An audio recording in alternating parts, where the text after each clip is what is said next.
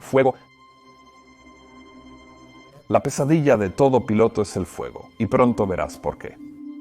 Pero, ¿y si el mismo mecanismo creado para controlar esa amenaza resulta ser aún más peligroso?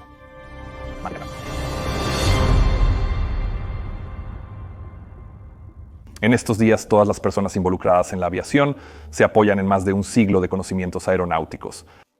Pero rara vez regreso a esos primeros días cuando ese conocimiento estaba comenzando a emerger, razón por la cual en este video estamos entrando en una máquina del tiempo y retrocediendo casi 80 años para contar la historia de dos accidentes de los años 40 que realmente cambiaron la aviación. En la segunda mitad de los años 40, mientras el mundo se recuperaba de la Segunda Guerra Mundial, surgió una intensa competencia entre fabricantes de aviones por construir aeronaves de pasajeros más grandes, mejores y más veloces. En los Estados Unidos, Lockheed había estado trabajando en un gran avión de pasajeros de 4 motores, presurizado desde 1937, y su diseño se convirtió en el hermoso Constellation, que, por cierto, he cubierto bastante en mi otro canal, Mentour Pilot. De todos modos, el Constellation entró en servicio en 1943 como el primer avión de pasajeros presurizado producido en masa, y eso fue un verdadero despertador para Douglas Aircraft, que ni siquiera había comenzado a diseñar un competidor adecuado en ese momento. Tenían el DC-4 de 4 motores y 44 pasajeros, pero no solo era sustancialmente más pequeño que el Constellation, sino que tampoco estaba presurizado, lo que significa que era más lento, menos eficiente y menos cómodo que el Constellation. Pero el ejército de los Estados Unidos había comprado cientos de la variante militar del DC-4, el 54, así que en 1944 se acercaron a Douglas para pedir una versión presurizada alargada de este transporte militar ya popular, y lo que Douglas presentó fue un DC-4, modificado con motores nuevos más potentes, un fuselaje presurizado y una capacidad de pasajeros ligeramente aumentada, pero para cuando el primer prototipo voló en 1946. La guerra ya había terminado, así que Douglas volvió a etiquetar el modelo como el DC-6 y lo comenzó a vender como avión de pasajeros. Impulsado por 4 motores de pistón Pratt & Whitney R2800 y con espacio para entre 48 a 68 pasajeros, el DC-6 original fue bien recibido por las aerolíneas y los pasajeros cuando entró en servicio en 1947. Pero desafortunadamente esa luna de miel sería muy corta, pues resulta que el DC-6 había sido entregado con un defecto de diseño verdaderamente impactante. El 24 de octubre de 1947, la tripulación de un casi nuevo DC-6 de United Airlines se presentó para trabajar en el Aeropuerto Internacional de Los Ángeles, en California, y habían sido programados para un vuelo doméstico sin escalas hacia Chicago, y era un día mayormente hermoso a lo largo de la ruta.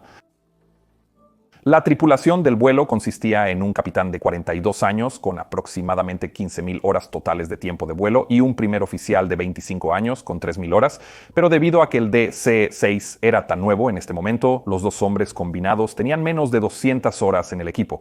En la rampa en Los Ángeles, las 3 sobrecargos pronto dieron la bienvenida a 47 pasajeros a través de las escaleras de la aeronave, elevando el número de personas a 52 una vez que el embarque estuvo completo. Luego de completar las verificaciones previas al vuelo, el taxi y el arranque, la torre de Los Angeles International Airport otorgó autorización de despegue al vuelo 608. Y con un ensordecedor coro de sus 4 masivos motores de pistón, el DC-6 aceleró por la pista y finalmente despegó a las 10:23. Procedieron normalmente y pronto salieron de la zona inmediata de Los Ángeles, y subiendo a su altitud de crucero de 19,000 pies, el vuelo salió del espacio aéreo de control y continuó hacia el noreste bajo su propia navegación. Luego, la tripulación del vuelo se comunicó con los despachos de United Airlines en ciertos puntos de informe preestablecidos, permitiendo a la compañía rastrear el progreso del vuelo a través del sur de California, pasando Las Vegas y llegando al suroeste de Utah. Y fue sobre una zona remota de Utah donde las cosas comenzaron a salir muy mal. Pero antes de llegar a eso, tengo que explicar algunos de los sistemas a bordo del DC-6. El sistema de combustible es crucial en esta historia. El sistema de combustible del DC-6 básicamente se había heredado del DC-4, y constaba de 8 tanques de combustible en total, un tanque principal y un tanque alternativo para cada uno de los 4 motores. En la cabina, varias palancas permitían a los pilotos configurar qué tanque de combustible estaba suministrando a qué motores, algo que en los aviones modernos está bastante automatizado, pero es completamente manual en el DC-6. Cada uno de los 4 motores tenía un selector de combustible que podía configurarse en principal, alternativo o apagado. Esto era sencillo. Si se configuraba en principal, extraería combustible del tanque principal. Si se configuraba en alternativo, extraería del tanque alternativo. Pero también había 2 palancas de alimentación cruzada, una para el ala derecha y otra para la izquierda, permitiendo a los pilotos alimentar varios motores desde el mismo tanque de combustible. Usualmente las palancas de alimentación cruzada permanecían apagadas, pero para operar ambos motores izquierdos desde una fuente común, el piloto podía mover la palanca izquierda a la posición de motores 1 y 2 encendidos. Lo mismo aplicaba para los motores derechos con la palanca derecha. Supongamos que, a modo de ejemplo, los pilotos deseaban encender los motores 3 y 4 con el tanque principal número 3. Para hacer eso, el piloto pondría el lever de crossfeed derecho en encendido en los motores 3 y 4, seleccionaría la fuente de combustible número 3 en principal y luego pondría la fuente de combustible número 4 en apagado. Esto haría que el motor número 4 reciba combustible del tanque principal número 3 en lugar de cualquiera de sus propios tanques. Cada tanque de combustible también contenía una bomba de impulso, cuyo propósito era simplemente empujar el combustible fuera de ese tanque y hacia el motor para iniciar el flujo de combustible. Ahora, según lo que mi equipo y yo hemos podido recopilar, el procedimiento de gestión de combustible más común en el DC-6 era hacer funcionar cada motor con su propio tanque principal de combustible durante el ascenso y luego cambiar cada motor a su tanque alternativo al inicio del crucero, y luego volver a los tanques principales una vez que los alternativos se vaciaran. Entonces esto plantea la pregunta, ¿cuándo usaría un piloto el sistema crossfeed? Bueno, resulta que los tanques internos y externos no eran del mismo tamaño, lo cual es una pista. En la versión del DC-6 usada en el vuelo 608, los tanques alternativos externos eran en realidad más grandes que los tanques alternativos internos, y esto significaba que cuando todos los motores se alimentaban de sus tanques alternativos durante el crucero, suponiendo que todos los tanques estaban llenos al principio, los tanques alternativos número 2 y número 3 se quedarían sin combustible antes que el número 1, y el número 4 lo haría. Entonces, eso obviamente no era ideal. El informe final sobre este accidente carece de detalles sobre la configuración del sistema de combustible y los procedimientos. Esta es en realidad una de las principales diferencias con los informes modernos, por lo que voy a tener que extrapolar un poco aquí de un manual de una aerolínea que todavía está operando el DC-6 hoy en día.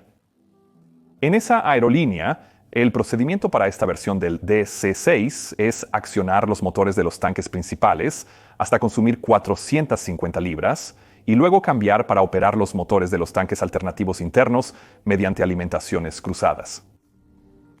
Después de un tiempo no especificado, los pilotos luego cambian el motor en funcionamiento a cada uno de sus tanques alternativos con las alimentaciones cruzadas cerradas, presumiblemente hasta que los tanques internos más pequeños se queden sin combustible, y en ese momento el procedimiento requiere que la tripulación haga funcionar todos los motores de los tanques alternativos externos utilizando las alimentaciones cruzadas de nuevo, hasta que esos tanques también se queden sin combustible, en cuyo momento no volverían a cambiar a los tanques principales. Ahora, si todo eso suena muy complicado, realmente lo es, y este procedimiento requiere un monitoreo cuidadoso de los niveles de combustible para asegurarse de que los tanques más pequeños no se les permita vaciarse completamente, lo cual podría causar un apagado del motor. Ahora, la razón por la que los tanques de combustible tienen diferentes cantidades tiene que ver con su posicionamiento dentro de las alas, y es una característica bastante común en los aviones de 4 motores. El manejo de los desafíos resultantes normalmente era la tarea del ingeniero de vuelo, pero el DC-6 fue uno de los primeros aviones comerciales que se construyó con una cabina de 2 pilotos en lugar de 3. Este problema con la alimentación cruzada complicada se puede resolver mediante la transferencia automática de combustible de los tanques más grandes a los más pequeños, pero Douglas tampoco había diseñado el DC-6 con esa capacidad. ¿O sí? Según el informe del accidente, resulta que la transferencia de combustible entre tanques ocurría regularmente en la flota de DC-6, así como en su predecesor, el DC-4. Douglas afirmó que nunca tuvo la intención de que se transfiriera combustible entre los tanques en ninguno de estos aviones. Y ni Douglas ni ninguna aerolínea habían publicado nunca un procedimiento para hacerlo, pero tampoco lo habían prohibido específicamente. Realizar transferencias de combustible en esos aviones no solo era posible, sino increíblemente fácil. Para transferir combustible del tanque alternativo número 4 al número 3, los pilotos solo debían poner la palanca de interconexión derecha en los motores 3 y 4. Poner el selector de combustible de los motores 3 y 4 en alternativo y activar la bomba del tanque alternativo 4. El procedimiento para activar los motores del tanque alternativo número 4 fue similar, con la diferencia de que el selector de fuente de combustible número 3 se estableció en alternativo en vez de apagado. Esta configuración mantuvo una línea de combustible abierta entre el tanque alternativo número 3 y el motor número 3, pero con la bomba de impulso alternativo número 3 apagada, no fluiría realmente combustible del tanque al motor. Con la bomba de impulso alternativo número 4 encendida, el combustible fluiría del tanque alternativo número 4 a los motores 3 y 4, y de vuelta por la línea de alimentación abierta del motor número 3 al tanque alternativo número 3. Este procedimiento era de conocimiento común entre los pilotos de DC-4 y cuando el DC-6 entró en servicio, el procedimiento también se había trasladado a ese avión. Ahora, según un primer oficial que volaba regularmente con el capitán del vuelo 608, ese capitán solía usar un procedimiento de combustible que implicaba una transferencia de combustible, que describió de la siguiente manera. Tras operar cada motor del tanque principal durante el ascenso, el capitán normalmente cambiaba todos los motores para que funcionaran con sus tanques alternativos correspondientes. Los tanques alternativos número 2 y 3, siendo más pequeños, se quedarían sin combustible más rápido. Así que en algún momento, antes de que la cantidad en esos tanques cayera por debajo de las 500 libras, él transfería combustible desde los más grandes tanques alternativos número 1 y número 4 para igualar los niveles y luego volvía a hacer funcionar cada motor con su tanque alternativo hasta que todos estuvieran vacíos. Ahora bien, el informe final realmente no explicó por qué él hacía esto, pero pensamos que probablemente era un procedimiento para reducir la carga de trabajo, que generalmente es el caso cuando escuchas que un capitán experimentado está modificando los procedimientos, como mencioné anteriormente, el programa oficial de combustible requería un control cercano, y el momento de los cambios de configuración era bastante inflexible. Sin embargo, en contraste, igualar los niveles de combustible podía hacerse en cualquier momento, cuando fuera conveniente, porque el nivel exacto de combustible restante al inicio del procedimiento no importaba mucho.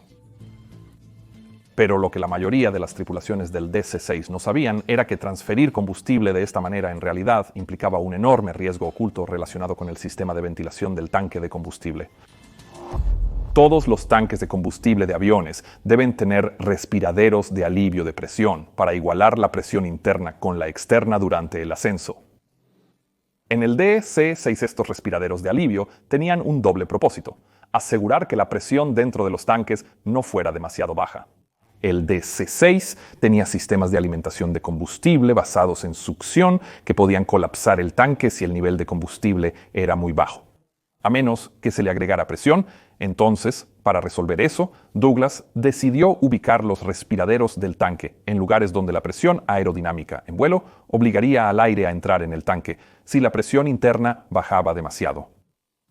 Por lo tanto, estos respiraderos se colocaron cerca del borde del ala y como los tanques alternativos internos estaban principalmente dentro de la misma fuselaje, los respiraderos para esos tanques estaban en la parte inferior cerca del borde de ataque de la raíz del ala. Ahora, como originalmente se diseñó el DC-6, no había una válvula que regulara el flujo de aire desde el interior hasta el exterior del tanque, solo al revés. Pero esto rápidamente resultó en informes de combustible saliendo a chorros a través de los respiraderos del tanque cada vez que los pilotos realizaban giros bruscos mientras el avión rodaba con los tanques llenos. Como resultado de eso, Douglas agregó una válvula en los respiraderos del tanque que solo se abriría una vez que el diferencial de presión entre el interior y el exterior del tanque superara las 2.5 libras. Y debido a que hicieron esta modificación, Douglas obviamente estaba consciente de que a veces el combustible podía escapar de los respiraderos del tanque, lo que era preocupante dado que todo el sistema de ventilación del tanque fue certificado bajo la suposición de que esto nunca podría suceder. Las regulaciones de certificación adoptadas por la Autoridad de Aviación Civil, predecesora de la FAA, exigen que, y cito, las salidas de ventilación y drenaje no deben terminar en puntos donde la descarga de combustible desde la salida de ventilación constituiría un riesgo de incendio. Pero Douglas en realidad no había probado si el combustible que escapaba de los respiraderos del tanque crearía un peligro de incendio, lo cual él y la Administración de Aviación Civil afirmaban era porque no se había previsto la posibilidad de que el combustible escapara de los respiraderos. De todos modos, la Administración de Aviación Civil certificó la ubicación de los respiraderos del tanque como segura basándose en esta suposición, que para ser completamente honesto aquí, era un poco ridícula para empezar y, como era de esperar, resultó ser completamente incorrecta. Era muy fácil provocar el desbordamiento de combustible de los respiraderos del tanque durante la transferencia entre tanques. Pero como la transferencia de combustible no era una característica prevista en el diseño del DC-6, aunque era realmente fácil de hacer, como acabo de mostrarles, no había ningún tipo de apagado automático para evitar que se bombeara más combustible a un tanque que ya estaba lleno. Si la bomba de refuerzo continuaba bombeando combustible después de eso, el combustible comenzaría a escapar por el respiradero de alivio. La única garantía para evitar esto era que el piloto recordara apagar la bomba de refuerzo antes de llenar el tanque de combustible objetivo. Los investigadores descubrieron más tarde que si el piloto del vuelo 608 hubiera comenzado a transferir combustible y luego lo olvidó, el combustible excedente pronto comenzaría a brotar a través de la ventilación del tanque a una asombrosa tasa de 47 litros o 12.5 galones por minuto. Y esto obviamente era un problema enorme por sí solo, pero empeora aún más. Una fuga de combustible de este tamaño de la mayoría de las ventilaciones del tanque caería inofensivamente en la corriente de aire y desaparecería. Pero, ¿recuerdas esa ventilación alternativa de tanque situada cerca de la raíz del ala que mencioné? Resulta que cuando esas ventilaciones filtraban, el combustible fluiría hacia la parte trasera a lo largo del exterior del fuselaje y luego directamente a la entrada de aire de combustión para el sistema de calefacción de la cabina.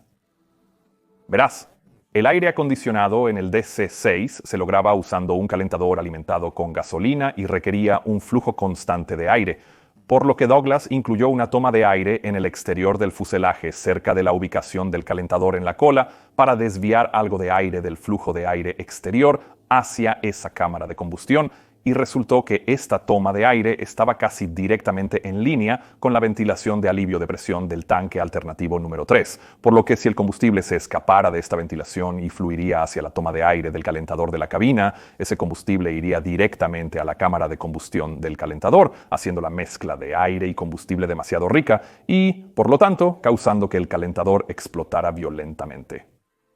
Esta explosión podría entonces incendiar las paredes de la cámara de entrada e incluso podría causar que la cámara de combustión explotara completamente. Ahora, esto era obviamente un defecto extremadamente serio que no cumplía con la regulación de la Administración de Aviación Civil respecto a que las salidas de los tanques terminen en algún lugar que no vaya a constituir un riesgo de incendio.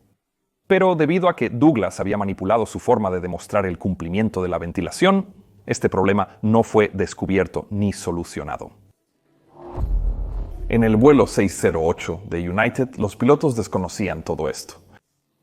En esos días, sin registradores de vuelo, no sabemos con exactitud qué hacían los pilotos mientras volaban sobre Utah, pero podemos hacer una suposición informada.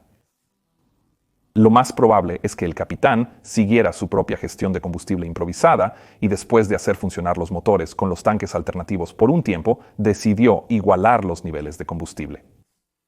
Como mencioné anteriormente, normalmente se aseguraba de hacer esto antes de que la cantidad de combustible en los tanques alternativos internos cayera por debajo de 500 libras y según los cálculos de mi equipo, si comenzó la transferencia de combustible antes de eso con al menos 950 libras aún en los tanques alternativos internos, entonces aún habría suficiente combustible en los tanques alternativos externos para desbordar completamente los tanques internos, si se olvida la transferencia. Ahora, nuevamente, Es obvio que no sabemos exactamente qué sucedió aquí, pero probablemente la tripulación se distrajo con algo después de iniciar el proceso de transferencia de combustible y por lo tanto olvidaron cerrar la alimentación cruzada entre los motores 3 y 4 y apagar la bomba de impulso alternativa número 4 después de que se igualaran los niveles de combustible, y como resultado la bomba de impulso simplemente continuó empujando más combustible del tanque alternativo número 4 al número 3 hasta que ese tanque se desbordó y el combustible comenzó a salir a chorros desde la ventilación. Ese combustible habría ido directo a la toma de aire del calentador de la cabina, lo que pronto provocó un incendio. Cuando esto ocurrió, la aeronave sobrevolaba una zona remota del suroeste de Utah y su hora estimada de llegada al Parque Nacional Bryce Canyon era a las 12:22. Pero a las 12:21, la tripulación del vuelo informó a la central que tenían un incendio en el compartimento de equipaje que no podían extinguir. Los pilotos informaron que iban a realizar un aterrizaje de emergencia en el aeropuerto de Bryce Canyon, que era un campo remoto que servía al Parque Nacional, y unos momentos después también añadieron que estaban perdiendo la cola, lo que significaba que estaban teniendo problemas con el control del elevador. Lo más probable es que la tripulación pensara que había un incendio en el compartimento de equipaje, ya que fue el primer lugar equipado con alarma de humo al que se extendió el fuego. Sin embargo, en realidad, el incendio en este momento se estaba extendiendo por toda la sección de la cola y hacia adelante hacia la sección central del ala a lo largo de la parte inferior del fuselaje. Esto significaba que pronto empezaron a caer restos del avión mientras todavía estaba a 26 millas del aeropuerto de Bryce Canyon. Y cuando estaban a unas 20 millas de distancia, los testigos en el suelo podían ver humo saliendo del avión. A las 15 millas, el fuego también era visible en el exterior del avión, y alrededor de esa hora, el fuego se había extendido lo suficiente hacia adelante para alcanzar la bengala de aterrizaje de emergencia desplegable del DC-6, que se utilizaba para señalar una emergencia sin la necesidad de una radio. Esas bengalas de nitrato de bario estaban guardadas en un compartimento en la parte inferior de la raíz del ala derecha, y cuando se encendieron, aceleraron masivamente el incendio y crearon un resplandor que debió haber sido visible a millas de distancia. Y como resultado, el fuego también comenzó a debilitar la estructura del avión en esta área, y pronto cayeron una serie de objetos grandes del avión, incluyendo la aleta del borde de fuga del ala derecha, la puerta de entrada principal de la cabina, el tanque de suministro de alcohol para los motores con inyección de alcohol y un congelador de la cocina. En este punto, el fuego probablemente también se había extendido dentro de la cabina con tal intensidad que los investigadores creyeron que todos los pasajeros probablemente perecieron mientras el avión aún estaba en el aire. Pero los pilotos estaban algo protegidos dentro de la cabina y a las 12:27 transmitieron, podríamos hacerlo acercándonos a una pista. Desafortunadamente, eso fue lo último que se supo del vuelo 608. A las 12:29, a la vista del aeropuerto Bryce Canyon, el fuego finalmente destruyó los cables de control que conectaban los controles del piloto con el elevador en la cola, lo que provocó una pérdida total de control de inclinación. El avión luego entró en picada desde una baja altitud y se estrelló contra una meseta, matando finalmente a todos los que aún quedaban vivos a bordo. Ahora, por trágico que fuera este accidente, tristemente aún no era el final de esta historia. Los investigadores de la Junta de Aeronáutica Civil apenas estaban comenzando su investigación sobre el accidente del vuelo 608 de United cuando el 11 de noviembre, menos de 3 semanas después, un DC-6 de American Airlines realizó un aterrizaje de emergencia en Gallup, Nuevo México, también con un incendio a bordo. Y en ese caso, aunque el incendio destruyó el avión, todos los pasajeros y la tripulación lograron evacuar sin ninguna pérdida de vida. Pero el examen de los escombros pronto mostró que tanto el choque del vuelo 608 como el incendio en Gallup habían sido causados por el desbordamiento de combustible del respiradero del tanque alternativo número 3 y hacia el sistema de calefacción de la cabina. Esto llevó a Douglas a dejar en tierra todos los DC-6 en América, lo que en ese momento también incluía el avión presidencial de Harry Truman. Los hallazgos también llevaron a Douglas, la Administración de Aviación Civil y la Junta de Aeronáutica Civil a elaborar un programa de modificación masiva y una recertificación completa del DC-6 para mejorar la seguridad de su diseño. Ahora, realmente no conocemos todos los detalles exactos de las modificaciones en este programa porque no se describieron completamente en el informe, pero sabemos que se movieron las ventilaciones del tanque de combustible alterno interior, se colocaron guardas sobre los interruptores de la bomba de impulsión de combustible, se agregaron válvulas de retención para evitar transferencia de combustible entre tanques, se añadieron detectores de humo en el compartimento de aire acondicionado y se colocaron cubiertas a prueba de fuego alrededor de las bengalas de aterrizaje de emergencia. Los documentos disponibles también describen modificaciones no especificadas, pero extensas al sistema eléctrico, al sistema de aire acondicionado y finalmente al sistema de protección contra incendios. Pero lo que nadie sabía era que este programa de modificación había introducido ahora un nuevo defecto de diseño, uno que pronto cobraría aún más vidas. Y este nuevo problema involucraba ese revolucionado sistema de extinción de incendios. La información precisa sobre cómo se modificó el sistema simplemente no está disponible. Pero parece que Douglas aumentó el número de extintores en el compartimento inferior, posiblemente en un factor de 2. Este cambio significó que Douglas tuvo que volver a demostrar el cumplimiento del sistema con un requisito de certificación de la Administración de Aviación Civil, asegurando que los pasajeros y la tripulación no estarían expuestos a cantidades peligrosas de agente extintor. El DC-6 ya había cumplido con este requisito cuando fue certificado originalmente a principios de 1947. Pero con los bancos reforzados de extintores, la Administración de Aviación Civil ahora requería nuevas pruebas de vuelo para probar que las protecciones originales todavía resistían. Lo cual tiene cierto sentido. Los extintores del DC-6 utilizaban todos dióxido de carbono, el cual sofoca el fuego desplazando el oxígeno.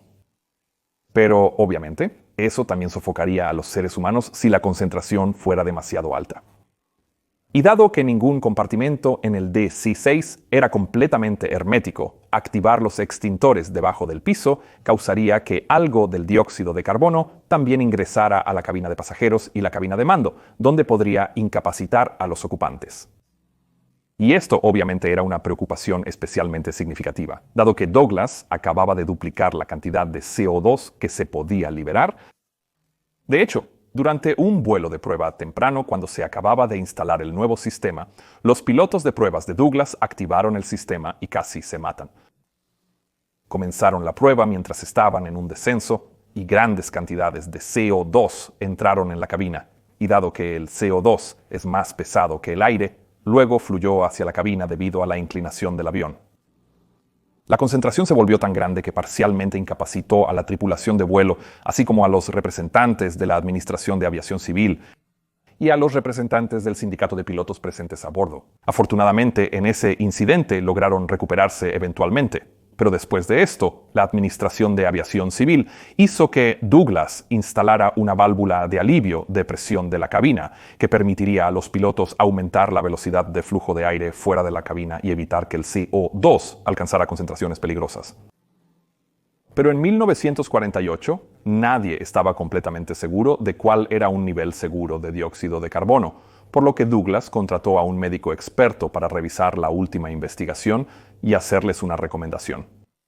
Este experto concluyó que las concentraciones de CO2 del 5% eran un límite superior apropiado durante un tiempo limitado, pero también advirtió que las pruebas que Douglas había llevado a cabo eran insuficientes para demostrar que este límite no se excedería. Además de eso, Douglas no había probado la nueva válvula de alivio en todas las posibles configuraciones de descenso, y el experto estaba preocupado de que si se realizaba un descenso a menor velocidad utilizando el tren de aterrizaje y los flaps, el aire de la cabina no se succionaría tan rápidamente como en un descenso a alta velocidad, permitiendo potencialmente la acumulación nociva de CO2, incluso con la válvula de alivio abierta. El experto finalizó su informe instando a Douglas a corregir este problema para evitar un apuro en una fecha posterior y a compartir estos hallazgos con la Administración de Aviación Civil. Pero según registros judiciales posteriores, Douglas decidió ocultar este informe y el piloto jefe de la compañía incluso escribió no compartir con la Administración de Aviación Civil en la portada. Como resultado, la Administración de Aviación Civil aprobó el nuevo sistema de extinción de incendios, la válvula de alivio, sin ninguna prueba adicional. Pero la falta de pruebas no fue el único problema con la nueva solución de Douglas.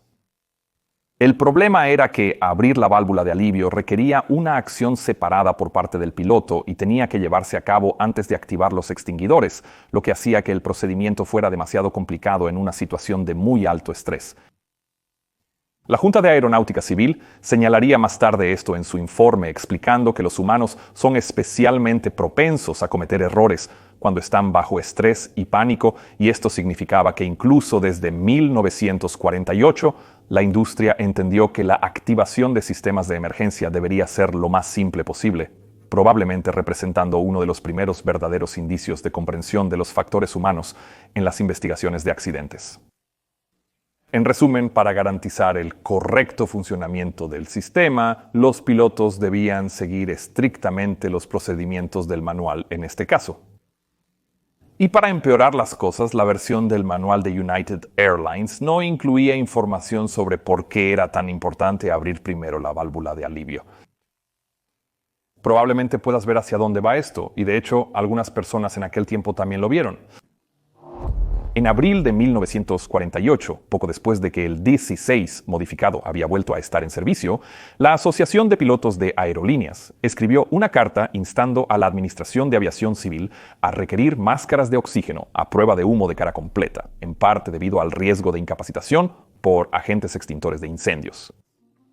En los años 40, las máscaras de oxígeno de los pilotos eran del tipo de recirculación, que mezcla el oxígeno con el aire circundante en vez de suministrar oxígeno puro, al igual que lo hacen las máscaras de oxígeno de los pasajeros hoy en día. Pero esto significaba que estas máscaras solo eran realmente útiles en un evento de despresurización y no protegían contra el humo o los vapores. El sindicato claramente vio esto como insuficiente y la Administración de Aviación Civil acordó estudiar la posibilidad de implementar máscaras de oxígeno a prueba de humo como las que tenemos hoy en día. Pero ese estudio todavía estaba en curso cuando los eventos se intensificaron aún más. El 13 de mayo de 1948, un Constellation de Trans World Airlines realizó un aterrizaje de emergencia en Missouri después de que los pilotos quedaron parcialmente incapacitados por el CO2 de los extintores de incendios. Durante la investigación de ese incidente, un vuelo de prueba casi sufre el mismo destino, lo que impulsó a la Asociación de Transporte Aéreo, un grupo de la industria, a enviar un telegrama urgente el 10 de junio a varias aerolíneas, describiendo el problema en el Constellation y advirtiendo que tenían razones para creer que un incidente similar podría ocurrir también en el DC-6. Pero la Asociación de Transporte Aéreo no había consultado a Douglas antes de emitir esa advertencia, y Douglas respondió bastante enfadado el 15 de junio con un telegrama propio, recordando que el DC-6 había superado todas las pruebas de humo y gases con resultados totalmente satisfactorios, y por lo tanto Douglas exigió que la Asociación de Transporte Aéreo debía retirar su advertencia, lo cual la Asociación de Transporte Aéreo hizo. El 17 de junio de 1948, el DC-6 de United Airlines, vuelo 624, partió de Chicago hacia el aeropuerto La Guardia de Nueva York, con 39 pasajeros y 4 tripulantes a bordo. Al mando estaban un capitán de 35 años y un primer oficial de 26, que tenían una experiencia combinada de más de 10.000 horas, pero al igual que la tripulación del vuelo 608, eran muy nuevos en el DC-6. El capitán solo tenía 30 horas en ese tipo de avión y es casi seguro que desconocía por completo la lógica detrás de la nueva válvula de alivio de presión de cabina de emergencia. Después de alcanzar su altitud de crucero de 17.000 pies, el vuelo continuó con normalidad. A las 11:55, el capitán informó que el avión funcionaba correctamente. Entonces, a las 12:31, en algún lugar sobre el este de Pensilvania, el vuelo 624 transmitió repentinamente una llamada de auxilio frenética e incomprensible en la que los pilotos dijeron que recibieron una alarma de incendio en el compartimento de equipaje que activaban los extinguidores y que ahora estaban en un descenso de emergencia. El tono de voz en la transmisión estaba muy agitado y estaba claro que los pilotos estaban bajo gran estrés, lo cual definitivamente puedo entender. Desafortunadamente, en el calor del momento probablemente olvidaron abrir la válvula de alivio de la cabina antes de activar los extintores de incendios. Y como resultado, el dióxido de carbono se acumuló en la cabina durante el descenso de emergencia, causando la incapacitación parcial o total de los pilotos. Los testigos observaron que el avión volaba de manera errática durante unos 10 minutos, sobrevolando el aeropuerto de Sunbury a 4.000 pies, sin intentar un aterrizaje de emergencia antes de descender hacia una zona montañosa. La aeronave estuvo entre 500 y 1.000 pies cerca del suelo, cerca de Shamokin, antes de entrar en una leve curva a la izquierda hacia un terreno aún más alto, donde se la vio volar solo a 200 pies sobre el suelo cerca del pueblo de Mount Carmel. La aeronave luego giró abruptamente a la derecha y ascendió de manera pronunciada, pero en ese momento ya era demasiado tarde. Pronto rozó un par de líneas de alta tensión y luego se estrelló contra una ladera de montaña boscosa, destruyendo completamente la aeronave y matando a todos los 43 pasajeros y tripulación. Después del accidente, se determinó que la tripulación quedó incapacitada, ya que volaron por 10 minutos sin hacer más llamadas de radio, pasando por varios sitios adecuados para aterrizajes de emergencia. Y maniobrando hacia terrenos altos que deberían haber sido claramente visibles para ellos. Se encontraron funciones normales de cualquier sistema de la aeronave, excepto el detector de incendios de equipaje, que, lamentablemente, emitió una falsa alarma, algo que era demasiado común en aquella época. En su informe final, la cabina criticó a Douglas Aircraft por diseñar un sistema de emergencia que era demasiado complejo para ser confiable en una emergencia real y por minimizar el riesgo de incapacitación por CO2 en el DC-6. También criticaron a Douglas por no demostrar que sus salvaguardas eran efectivas en todas las configuraciones de descenso después de que las pruebas posteriores demostraran que el experto médico tenía razón sobre el riesgo de contaminación por CO2, incluso con la válvula de alivio abierta en un descenso de alta resistencia. El sistema de extinción de incendios se rediseñó entonces para que la válvula de alivio de la cabina y los extintores se pudieran activar utilizando un solo interruptor, y Douglas aumentó el número de ventilaciones para asegurar que el CO2 se evacuaba adecuadamente en todas las configuraciones posibles. Además de eso, la Administración de Aviación Civil también exigió mascarillas de oxígeno a prueba de humos para todos los pilotos de DC-6, lo cual se ha convertido en el estándar en toda la industria. Ahora, Douglas finalmente terminó perdiendo un caso judicial presentado por las familias de las víctimas y se vio obligado a pagar una multa récord después de que sus abogados defensores fueran sorprendidos intentando borrar las palabras "no discutir con la Administración de Aviación Civil" de la portada del informe médico antes de presentarlo como evidencia. Y esta no sería la última vez que la compañía Douglas, o posteriormente McDonnell Douglas, se encontrarían en problemas por un defecto de diseño parcialmente encubierto, como puedes ver en estos videos que te recomiendo ver a continuación. Ahora, si quieres disfrutar de mi próximo video antes que nadie, por favor, únete a mi equipo de Patreon y luego podemos discutir cualquier pregunta que puedas tener en nuestro próximo encuentro en Zoom. Soy Peter Hornfeld, estás viendo Mentor Pilot. Que tengas un día fantástico. Nos vemos pronto. Adiós.